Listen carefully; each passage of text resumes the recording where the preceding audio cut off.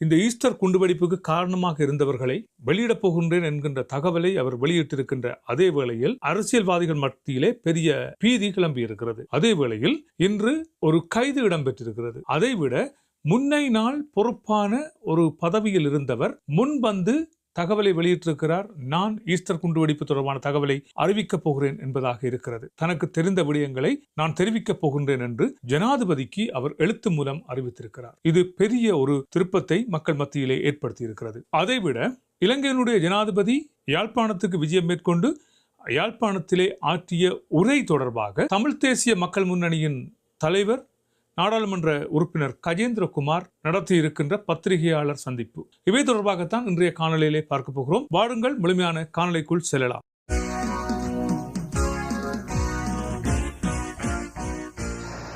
வணக்கம் உறவுகளே, எப்படி நலமாக இருக்கிறீர்களா? புலர்ந்திருக்கின்ற இந்த பொழுது உங்கள் எல்லோர் வாழ்விலும் நல்ல பொழுதாக இருக்க வேண்டும் என்று எல்லோருக்கும் பொதுவான இறைவனை பிரார்த்தித்துக் கொண்டு இன்றைய காணொலிக்குள் வரலாம் என்று நினைக்கின்றேன். யாராவது முதல் தடவையாக எனது காணொலியை பார்க்குறீங்கன்னு சொன்னால் தயவு செய்து சப்ஸ்கிரைப் பண்ணி போட்டு பாருங்கோ. அப்போ தான் நான் போடுகின்ற காணொலிகள் உங்களை உடனுக்குடன் வந்து சேரும்.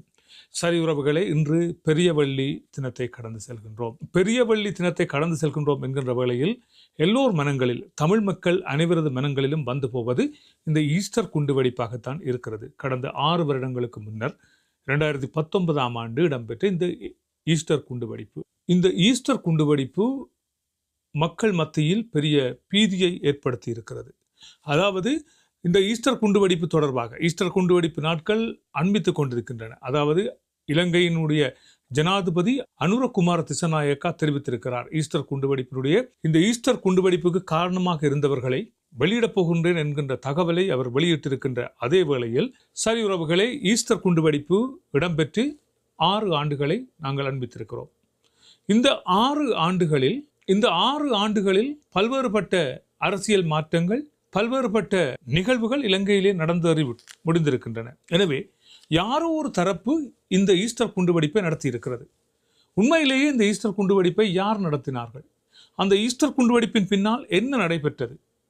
யார் ஆட்சிக்கு வந்தார்கள் என்கின்ற விடயமெல்லாம் உங்களுக்கு தெரிந்த ஒரு விடயமாகத்தான் இருக்கிறது. அந்த வகையில் அண்மையிலே கைது செய்யப்பட்ட தமிழ் மக்கள் விடுதலை புலிகள் கட்சியின் தலைவர் பிள்ளையான் இப்பொழுது 90 நாள் தடுப்பு காவலில் வைத்து விசாரணைகள் மேற்கொள்ளப்பட்டு வந்து கொண்டிருக்கின்ற இந்த வேளையில் பிள்ளையானது சாரதி திடீரென கைது செய்யப்பட்டிருக்கிறார். பிள்ளையானது சாரதி கைது செய்யப்பட்டிருக்கின்ற இந்த பின்னணியில் பல்வேறுபட்ட திடுக்கிடும் தகவல்கள் வெளிவரலாம் என்று தெரிவிக்கப்பட்டிருக்கின்ற அதே வேளையில் இந்த ஈஸ்டர் குண்டு தாக்குதலுக்கும் பிள்ளையானுக்கும் எதுவுமே தெரியாது என்பது போல தகவல்கள் வெளிவந்து கொண்டிருக்கின்றன.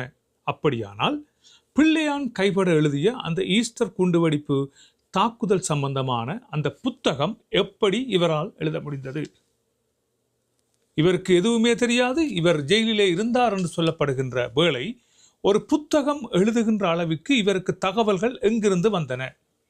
அப்படியானால் இவை உங்களுக்கு தெரிந்திருக்கத்தானே வேண்டும். இது தொடர்பாக முன்னை நாள் தமிழரசு கட்சியின் தலைவர் இரா சம்பந்தன் தெரிவித்த கருத்துக்கள் என்னவாயின? கிழக்கிலே இருக்கின்ற நாடாளுமன்ற உறுப்பினர்கள் தெரிவித்த கருத்துக்கள் என்ன ஆயின? இந்த பழிகள் சஹரான் ஹாசிம் என்று சொல்லப்படுகின்ற ஒரு முஸ்லீம் இனத்தின் மீது சுமத்தப்பட போகிறதா? இந்த முஸ்லீம் இனத்தில் இருக்கின்ற இந்த சஹரான் ஹாசிம் தொடர்பாக காத்தான்குடி மக்கள் பல்வேறுபட்ட முறைப்பாடுகளை போலீசிலே அளித்திருக்கிறார்கள். 2017ஆம் ஆண்டிலிருந்தே அவர்கள் இந்த சஹரான் ஹாசிம் தொடர்பான தகவல்களை போலீசிலே முறையிட்டிருக்கிறார்கள். ஏன் இவர் தொடர்பாக நடவடிக்கைகள் எடுக்கப்படவில்லை? போலீசாரை கொலை செய்யும் அளவிற்கு இந்த சஹரான் ஹாசிம் இருந்திருக்கிறார்.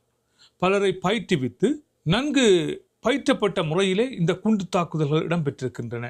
எனவே இவர் முஸ்லீம் மார்க்கத்துக்கு எதிராக செயல்படுகிறார் என்று சொல்லி முஸ்லீம் அமைப்பினரால், முஸ்லீம் மார்க்கத்தினரால், முஸ்லீம் மக்களால் பல்வேறுபட்ட குற்றச் செயல்கள் இவர் ஈடுபட்டு கொண்டிருக்கிறார் என்கின்ற தகவல் போலீஸ் நிலையத்திலே முறைப்பாடாக பதிவுபட்டிருக்கிறது. இதிலே ஏன் போலீசார் நடவடிக்கைகளை எடுக்கவில்லை என்று நாங்கள் பார்த்து கொண்டிருக்கின்ற அதே வேளையில் அண்மையிலே முன்னை நாள் தேசிய பாதுகாப்பு ஆய்வகத்தின் பணிப்பாளர் அசங்க அபய குணவர்த்தன ஜனாதிபதிக்கு ஒரு கடிதத்தை அனுப்பியிருக்கிறார். 2019ஆம் ஆண்டு இடம்பெற்ற அந்த குண்டு தாக்குதல் தொடர்பாக ஆய்வுகளை மேற்கொள்ள வேண்டிய தேவை எனக்கு இருந்தது. அதன் அடிப்படையில் அந்த குண்டு தாக்குதல்கள் தொடர்பாக ஆய்வுகளை நான் மேற்கொண்டிருந்தேன். ஆனால் அந்த ஆய்வுகளை நான் மேற்கொண்டு அது தொடர்பான தரவுகளை சேகரித்து கொண்டிருந்த காலப்பகுதியில் இடம்பெற்றதாக சொல்லப்படுகின்ற ஜனாதிபதி தேர்தலின் பிற்பாடு 2019ஆம் ஆண்டு எனக்கு என்ன காரணத்துக்கென்று தெரியாமலேயே எனக்கு ஒரு இடமாற்றம் வழங்கப்பட்டது. எனக்கு வழங்கப்படுவதாக உறுதிமொழி அளிக்கப்பட்ட அந்த இடமாற்றம் ஜெர்மன் பெர்லின் என்று சொல்லப்படுகின்ற இடத்துக்கு தூதுவராக அனுப்புவதாகவே எனக்கு அந்த இடமாற்றம் அளிக்கப்பட்டிருந்தது. ஆனால் இன்று வரைக்கும் எனக்கு அந்த இடத்துக்கான இடமாற்றம் அளிக்கப்படவில்லை. ஆனால் எனது இடமாற்றத்துக்கான சரியான காரணங்களும் தெரிவிக்கப்படவில்லை. ஆனால் நான் 2019ஆம் ஆண்டு இடம்பெற்ற குண்டு தாக்குதல் தொடர்பான ஆய்வுகளை மேற்கொள்ள வேண்டிய கடைப்பாடு எனக்கு இருந்தது. எனது கடமையின் அடிப்படையிலே நான் அந்த ஆய்வுகளை மேற்கொண்டிருந்தேன். அந்த ஆய்வுகளை மேற்கொள்ள முடியாது தடுக்கும் ஒரு நோக்கோடு தான் எனது இந்த இடமாற்றம் எனக்கு வழங்கப்பட்டிருக்கிறது. எனவே எனக்கு தெரிந்த விடயங்களை நான் வெளியிடுவதற்கும் சுதந்திரமாக அன்று என்ன நடைபெற்றது, இதில் யார் யார் சம்பந்தப்பட்டிருக்கிறார்கள் என்ற பாதுகாப்பு ஆய்வு என்னிடம் இருக்கிறது. எனவே அவற்றை வெளியிடுவதற்கு தனக்கு ஒரு சந்தர்ப்பம் வழங்க வேண்டும் என்றும், இந்த குற்றத்தின் பின்னால் யார் யார் குற்றவாளிகளாக இருக்கிறார்கள், இவை யார் செயற்படுத்தினார்கள் போன்ற செயற்பாடுகள் தன்னிடம் பாதுகாப்பாக இருப்பதாகவும் இவர் ஜனாதிபதிக்கு ஒரு கடிதத்தினை அனுப்பியிருக்கிறார். எனவே இப்பொழுது ஈஸ்டர் குண்டுவெடிப்பில் பெரும் திருப்பம் ஏற்பட போகிறது. இந்த திருப்பத்தை இவர்தான் வெளியிடப் போகிறாரா, அல்லது நாளை மறுதினம் ஜனாதிபதி இந்த தகவலை வெளியிடப் போகிறாரா என்பது தொடர்பாக நாங்கள் பார்க்க வேண்டிய தேவை இருக்கின்ற அதே வேளையில் பிள்ளையான் தொடர்பாக பல்வேறுபட்ட குற்றச்சாட்டுகள் இப்பொழுது கிழக்கு மக்களால் ஊடகங்களுக்கு அனுப்பப்பட்டு கொண்டே இருக்கின்றன.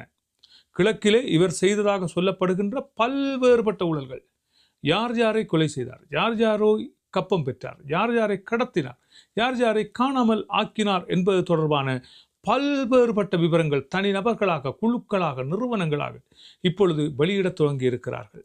எனவே ஈஸ்டர் குண்டுவெடிப்புக்கும் பிள்ளையானுக்கும் என்ன சம்பந்தம் இருக்கிறது, அல்லது இந்த ஈஸ்டர் குண்டுவெடிப்பின் பிற்பாடு பிள்ளையானுக்கு முழு அதிகாரமும் வழங்கப்பட்டு இவர் மீது எந்த நடவடிக்கையும் எடுக்கப்படாது இருந்ததா என்பது தொடர்பாகவும் இப்பொழுது அரசியல் ஆய்வாளர்கள் கருத்துக்களை மேற்கொண்டு வருகிறார்கள். அதே வேளையில் இந்த பாதுகாப்பு தொடர்பான ஆய்வுகளை மேற்கொள்கின்ற இந்த பணிப்பாளர் பல்வேறுபட்ட தகவல்களை தெரிவிக்க இருப்பதாக தெரிவிக்கப்படுகிறது.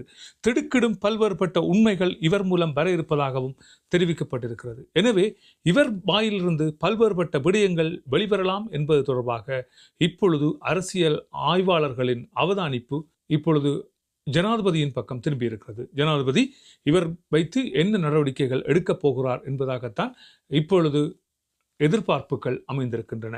இதே வேளையில் உங்கள் எல்லோருக்குமே தெரியும், ஜனாதிபதி யாழ்ப்பாணத்துக்கு வந்து ஆற்றிய உரை, அந்த உரையிலே அவர் தெரிவித்த பல்வேறுபட்ட விடயங்கள், அதாவது இந்த பாதுகாப்புக்காக கையகப்படுத்தப்பட்ட காணிகள் யாவும் விடுவிக்கப்படும், அதே வேளையில் இந்த கடத்தப்பட்டவர்களுக்கு ஒரு நீதி கிடைக்கப்பெறும் என்று பல்வேறுபட்ட உறுதிமொழிகளை அவர் அங்கே வழங்கியிருந்தார். ஆனால் இது தொடர்பாக ஏற்பட்டிருக்கின்ற ஒரு பிரச்சனை தான் இந்த தையிட்டி விகாரை தொடர்பான பிரச்சனை.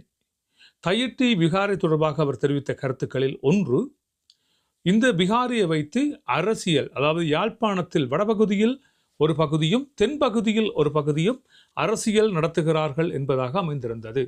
ஆனால் இது தொடர்பாக ஒரு தெளிவுபடுத்தலை இப்பொழுது தமிழரசு கட்சியின் தலைவர் நாடாளுமன்ற உறுப்பினர் கஜேந்திரகுமார் அவர்கள் வெளியிட்டிருக்கிறார். அவர் தெரிவித்த கருத்துக்கள் என்னவென்று சொன்னால், நாங்கள் 2 வருடங்களுக்கு மேலாக இந்த தையிட்டி விவகாரத்தில் போராட்டங்களை நடத்தி வருகிறோம். அந்த காணி உரிமையாளர்களோடு இணைந்து அவர்களது விருப்பத்திற்கேற்பதான் அந்த போராட்டங்கள் வடிவமைக்கப்பட்டு அவர்களின் பின்னணியில் நின்று நாங்கள் அந்த போராட்டங்களை நடத்தி வருகிறோம். இதை வைத்து நாங்கள் அரசியல் நடத்தவில்லை.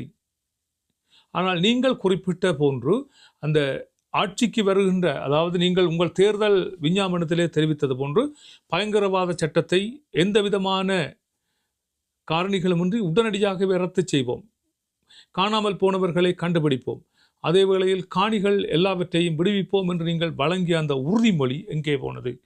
இன்று வரை நீங்கள் பயங்கரவாத சட்டத்துக்கு அமைவான இன்னொரு சட்டத்தை தேடுகிறீர்களே ஒழிய இந்த பயங்கரவாத சட்டத்தை நீங்கள் இல்லாது ஒழிக்கவில்லை என்பதாக அவரது கருத்துக்கள் அமைந்திருக்கின்ற அதே வேளையில், அதாவது மக்கள் காணியை பிடித்து பலவந்தமாக பாதுகாப்பு வலயம் என்ற பெயரிலே யாரும் உள்ளுக்குள்ளே செல்ல முடியாத ஒரு நிலைமையை வைத்துக்கொண்டு அந்த இடத்துல நீங்கள் இந்த பௌத்த கோயிலை கட்டி முடித்துவிட்டு இப்பொழுது வந்து யாழ்ப்பாணத்தில் இப்படி தெரிவிப்பது ஒரு அநாகரிகமற்ற செயல் என்பதாக அவர் அனுரகுமார திசாநாயக்காவின் இந்த யாழ்ப்பாணத்தில் தெரிவித்த கருத்துக்கு பதில் வழங்கி இருக்கிறார். சரி உறவுகளே, இவைதான் இன்றைய செய்திகளாக இருக்கின்றன.